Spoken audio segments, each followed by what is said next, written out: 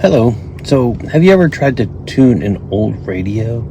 You slowly turn the dial, and at first you just get static, and then faint voices, and little snippets of sound or music, or just fuzzy sound.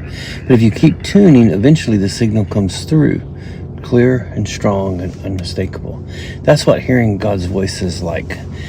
There's so much static, opinions and distractions, emotions, pressure, and all that noise. We still ask, God, are you speaking? Well, Scripture's answer is yes, but it always reminds us we need wisdom to hear Him. So, in my classroom on Sunday morning, I've played a game before that kind of makes this real.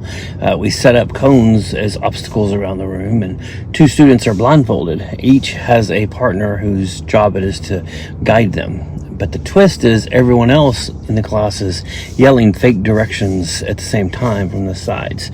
So it's loud, it's confusing, and the blindfolded students have to figure out who to listen to. Sometimes they panic, sometimes they just guess, but the ones who do well are the ones who tune everything else out and focus on the one voice that they can trust. And that's exactly what wisdom helps us do. Proverbs 2:2 says, "Tune your ears to wisdom and concentrate on understanding." And in verse 6 it says, "The Lord gives wisdom. From His mouth comes knowledge and understanding." So wisdom isn't just good advice, it's the ability to recognize God's voice in a world full of noise.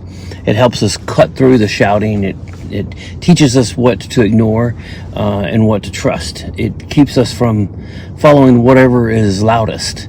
Wisdom comes from God, and it draws us back to His Word, His character, and His truth.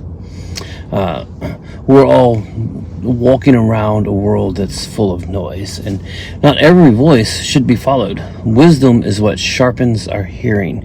It doesn't just make us smarter, it makes us tuned in to the right frequency. Proverbs 2:2 again, "Tune your ears to wisdom and concentrate on understanding." And verse 6 reminds us, "For the Lord gives wisdom. From His mouth comes knowledge and understanding." That's the voice we're listening for. Not the loudest, not the flashiest, but the one that speaks with truth, peace, and purpose. And when we tune into His voice, we don't just find guidance, we find God.